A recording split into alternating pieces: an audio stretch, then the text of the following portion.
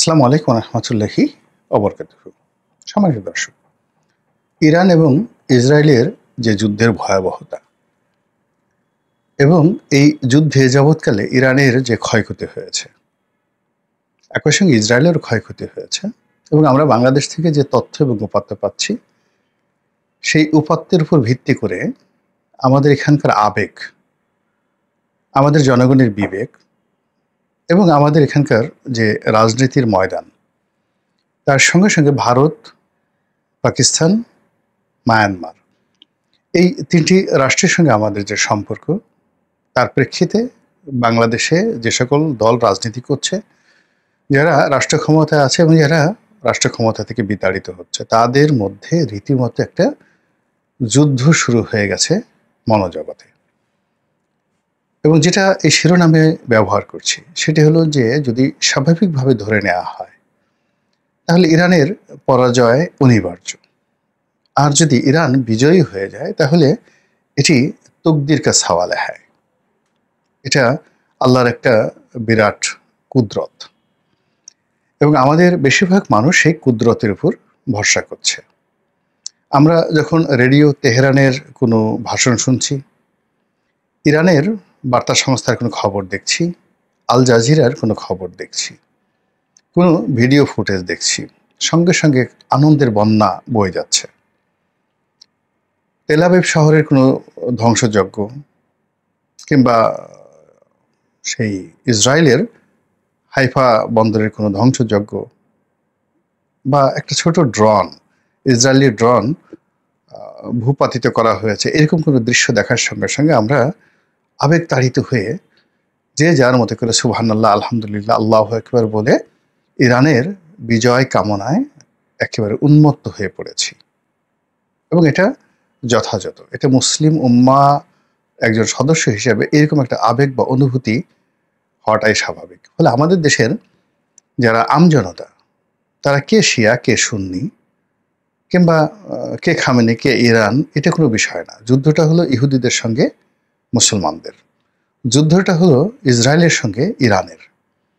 এবং সেই ইসরায়েল সেই গত 70-80 বছর ধরে, আরও বেশি সময় ধরে যেভাবে প্যালেস্টাইনের উপর নির্যাতন চালাচ্ছে, যেভাবে আরবের মুসলমানদের উপর নির্যাতন চালাচ্ছে এবং তাদের ঔদ্ধত্য এবং অহংকার সারা পৃথিবীর মুসলমানদেরকে বিক্ষুব্ধ করে তুলেছে। এবং সেই দিক থেকে বাংলাদেশের সংখ্যাগরিষ্ঠ যারা মুসলমান, তারা তাদের আবেগ ইরানের পক্ষে থাকবে, এটাই স্বাভাবিক। কিন্তু আমাদের এই দেশের আলেম ওলামাদের একটা বিরাট অংশ যারা অর্গানাইজড এবং শক্তিশালী, অবাক করার বিষয় হলো তারা ইরানকে সমর্থন জানাচ্ছেন না এবং তারা ইসরায়েলকে গালাগাল দিচ্ছেন না। বাস্তবতা হলো যে জামায়াত ইসলামী যে দলটি রয়েছে, এই দলটির পক্ষ থেকে এখন পর্যন্ত ইসরায়েলকে নিন্দা জানিয়ে ইসরায়েলের বিরুদ্ধে একটি মিছিল এখন পর্যন্ত ঢাকা শহরে হয়নি। অর্থাৎ গাজার উপদ্বীপে হামাসের সঙ্গে যখন যুদ্ধ হলো, ছোট্ট একটা এলাকাতে তারা যে ধ্বংসযজ্ঞ চালিয়েছে, এখন এটাকে যদি বৃহত্তর ক্যানভাসে আপনি নিয়ে যান, তাহলে এই গাজায় যে ক্ষয়ক্ষতি হয়েছে, গাজাবাসী যে ক্ষয়ক্ষতি হয়েছে, তার চেয়ে কয়েক গুণ ক্ষয়ক্ষতি কিন্তু ইতিমধ্যে ইরানে হয়ে গেছে। জীবনহানি, সহায় সম্পত্তি, সবকিছু। কিন্তু আমরা এখন পর্যন্ত ইসরায়েলের বিরুদ্ধে মিছিল এই শহরে নামাইনি। আমজনতা যারা অর্গানাইজড নয়, তারা ঠিক সমর্থন জানাচ্ছি, দোয়া করছি, কিন্তু ইসলামী সংগঠনগুলো তারা মিছিল নামাচ্ছে না। দুটো কারণ। একটি কারণ হলো যারা আমেরিকাকে খুশি রেখে, ভারতকে খুশি রেখে আগামীতে রাষ্ট্র ক্ষমতায় আসতে চায়, তারা এই মুহূর্তে এই কাজটা করছে না। অর্থাৎ ইরানের পক্ষ অবলম্বন করছে না, আমেরিকার বিরোধিতা করছে না, ইসরায়েলের বিরোধিতা করছে না। এটা হলো প্রথম। দ্বিতীয় যে কারণটি, সেটি হলো যে আমাদের দেশে যে শিয়া এবং সুন্নি বিরোধ রয়েছে, যারা শিয়াদেরকে একদম মুসলমানই মনে করে না, যারা ইরানের পতন চায়, সেই সকল কট্টর সুন্নি যারা মতাদর্শের লোক, তারা প্রকারান্তে ইহুদিবাদকে প্রশংসা না করেও ইরানকে গালাগাল করছে, যে ইরান একসময় ইসরায়েলের বন্ধু ছিল। ইরাক ইরান যখন যুদ্ধ হয়েছিল তখন সেই ইসরায়েলের অস্ত্র নিয়ে টাকা নিয়ে তারা এই সাদ্দাম হোসেনের বিরুদ্ধে যুদ্ধ করেছে, এত বছর যুদ্ধ করেছে। এই ইরান একসময় আমেরিকার বন্ধু ছিল, এদের ভুল পাল্টাতে দেরি লাগে না, এরা যে কোনো কাজ করতে পারে, এই বলে তাদেরকে কিন্তু আমাদের দেশের যারা অর্গানাইজড কট্টরপন্থী সুন্নি তারা যাকে বলা হয় সমালোচনা করছেন। অন্যদিকে যেটা হচ্ছে যে এখন যারা রাষ্ট্র ক্ষমতায় আছেন তারা তো সবাই প্রো আমেরিকান, কাজে তারা আমেরিকা, ইহুদিবাদ বা ইসরায়েল এদেরকে সমালোচনা করবেন না, এটা স্বাভাবিক একটা বিষয়। তার সঙ্গে সঙ্গে আবার আগামীতে যারা ক্ষমতায় আসবেন তারাও করবেন না, বিএনপি থেকে শুরু করে অন্যান্য যারা রাজনৈতিক দল, এটাই স্বাভাবিক বিষয়। কিন্তু এখানে প্রকৃতি যে খেলাটা খেলছে পর্দার আড়ালে, সেটি হলো এই যে যুদ্ধ, এই যুদ্ধে বাংলাদেশের রাজনীতিতে এই যুদ্ধ যদি ইরান জিতে কিংবা এই যুদ্ধ যদি ইরান পরাজিত হয়, যাই ঘটুক না কেন পুরো ঘটনাটাই আওয়ামী লীগের পক্ষে চলে যাবে। এবং এখানে শেখ হাসিনা তার কপাল খুলে যাবে এবং তার এই যে সে যে বাংলাদেশে টুস করে ঢুকে পড়বে, এই যে হুমকি তিনি বিভিন্ন সময় দিচ্ছেন, ওটাকে যদি আমরা হুমকি হিসাবে ধরি তাহলে ধরে নিতে পারেন যে এই যুদ্ধের ফলে যে পরিবেশ পরিস্থিতি তৈরি হচ্ছে, তিনি মোটামুটি বাংলাদেশে আসার জন্য ব্যাগ গোছানো শুরু করে দিয়েছেন। কেন এবং কিভাবে সেই বিষয়টা নিয়ে আলোচনা করব। আপনারা জানেন যে আমাদের এই দেশে কওমি লাইনের যারা আলেম ওলামা রয়েছেন, মানে হেফাজতের আলেম ওলামা রয়েছেন, এদের মধ্যে স্পষ্টতই দুটো ভাগ আছে। সবচেয়ে শক্তিশালী যে ভাগটি মাওলানা আহমেদ শফির নেতৃত্বে ছিলেন এবং তার সন্তান, তিনি মারা যাওয়ার পর তার সন্তান এবং অন্যান্য যারা আছে, মুফতি ফয়জুল্লাহ থেকে শুরু করে যারা আছেন, যারা অর্গানাইজড, যাদের অর্থ আছে এবং যাদের জনবল আছে, তারা সবাই প্রো আওয়ামী লীগ। কিছু নেতা এখন গা ডাহাকা দিয়ে আছেন, কিন্তু মাঠে ময়দানে সব জায়গাতে তাদের কর্তৃত্ব রয়েছে। কিন্তু যেহেতু তারা একটা ধর্মীয় লেবাসে রয়েছেন, কাজেই তাদেরকে একটা যাকে বলা হয় ফুলের টোকা দেওয়ার ক্ষমতা সরকারেরও নেই, কারোর নেই। আওয়ামী লীগের একটা বিরাট শক্তি হেফাজতের মধ্যে রয়েছে। ওদিকে হেফাজতের যে কাউন্টার যে গ্রুপটি, যারা ডক্টর মোহাম্মদ ইউনূসের বন্ধু হতে পারত, তো তাদের সঙ্গে ডক্টর মোহাম্মদ ইউনূসের পরিচয় হয়নি। ডক্টর মোহাম্মদ ইউনূস তাদের নামই জানেন না। যারা আওয়ামী লীগের বিরুদ্ধে দীর্ঘদিন লড়াই এবং সংগ্রাম করেছে, একেবারে তাদের নামও এখন পর্যন্ত জানেন না।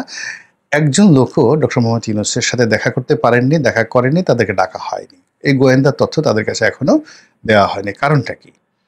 কারণটা হলো হেফাজতের দুটো গ্রুপের সঙ্গে জামাতের দূরত্ব।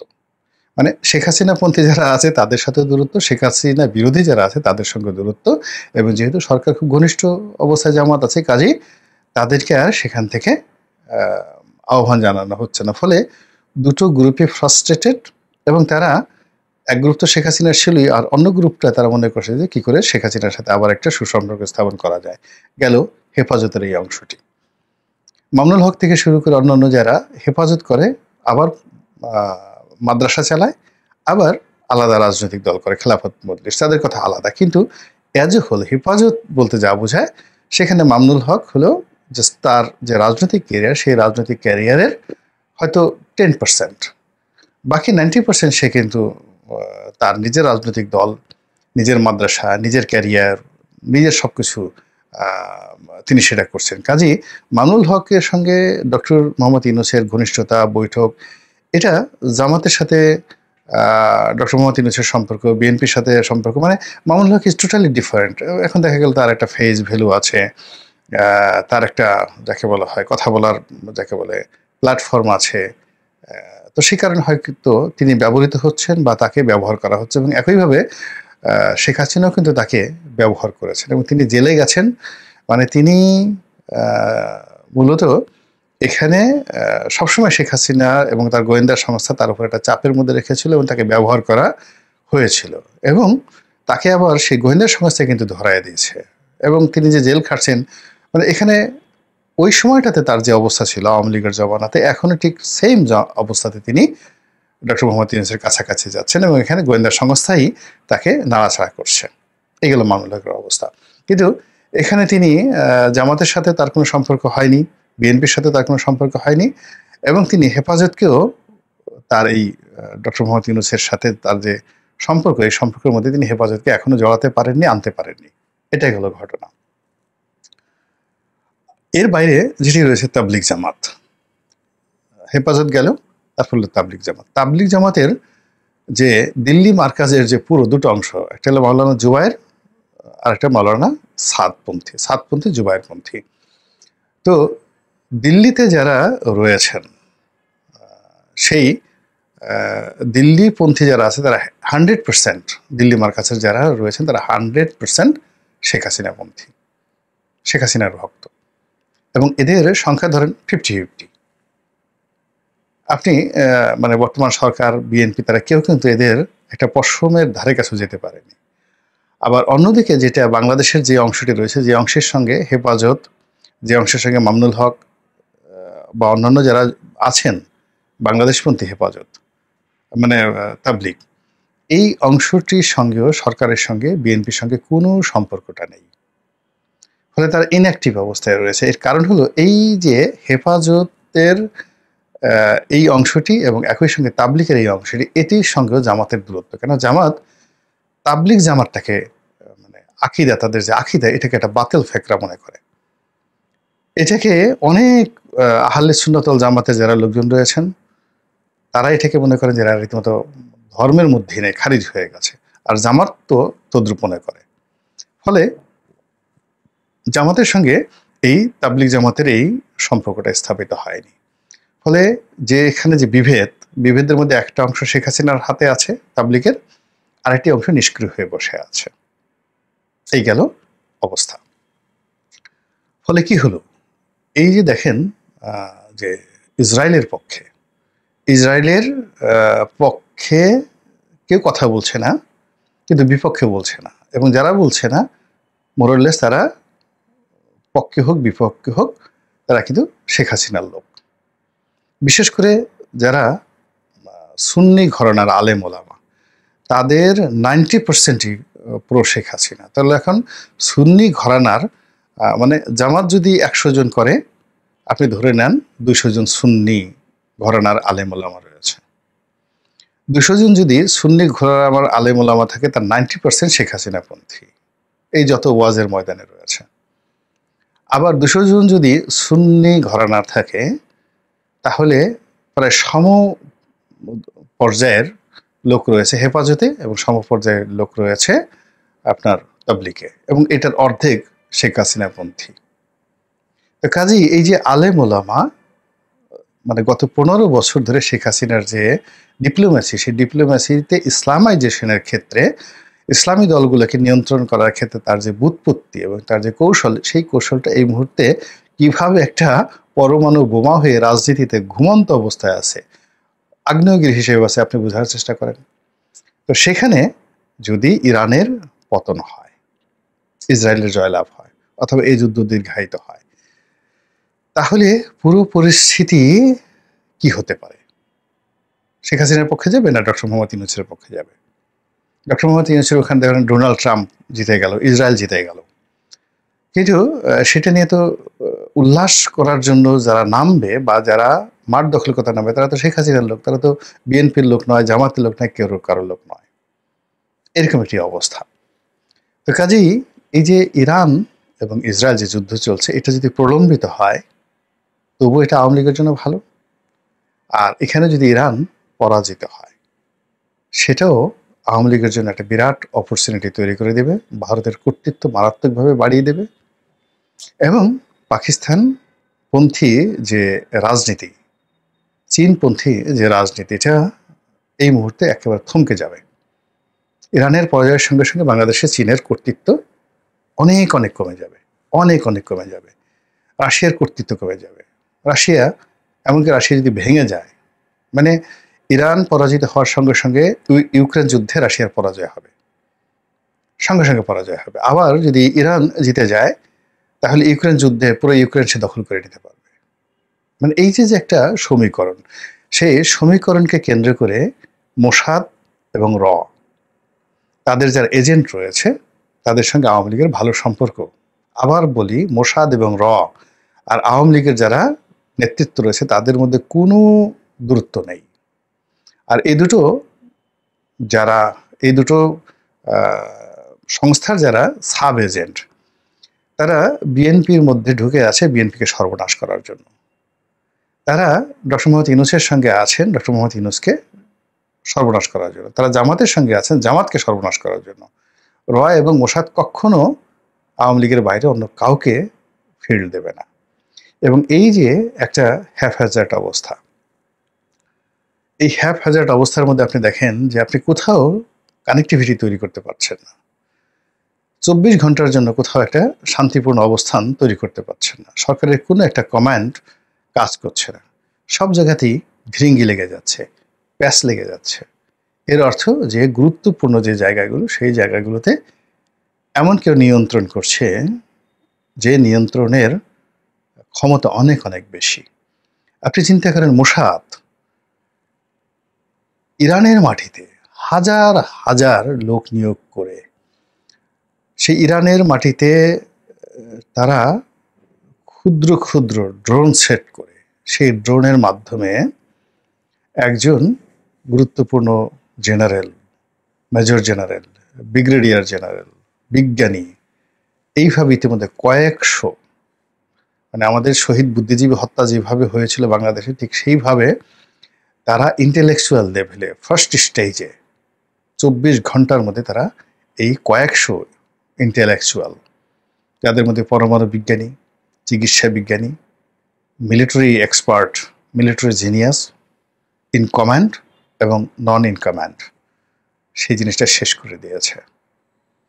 এবং সেই মোসাদের এই কাজে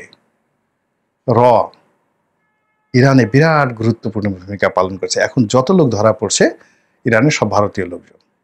আপনারা জানেন যে ভারতের যে আদানি গ্রুপ, তারা হাইফা বন্দর পরিচালনা করে এবং ইরানেরও একটা বন্দর তারা পরিচালনা করে। তারা ইরানে বিরাট তাদের ইনভেস্টমেন্ট রয়েছে ভারতের, এবং ইসরায়েলও তাদের ইনভেস্টমেন্ট রয়েছে। এবং এখানে যে কাজটি করেছে সেটা হলো কাউন্টার, মানে এখানে ইরানকে প্রবোধ দিয়েছে। হয়তো দেখা গেল যে মোসাদের 10টা গুরুত্বপূর্ণ তথ্য তারা দিয়েছে ইসরায়েলের তাদের বিশ্বস্ততা অর্জন করার জন্য, কিন্তু এইটার সুযোগে ইরানের সেই যাকে বলা হয় 100টা গুরুত্বপূর্ণ তথ্য মোসাদকে দিয়ে দিয়েছে। আপনারা জানেন যে এই সময়টাতে ইরানের সাথে ভারতের অসাধারণ ব্যবসা চলছে, তেল বেচা কেনা এবং অন্যান্য ক্ষেত্রে। কিন্তু তাদের দেহ যদি ইরানে থাকে, কিন্তু মন রয়ে গেছে ইসরায়েলে। একই অবস্থা এখানকার রাজনীতিতে। মোসাদ এবং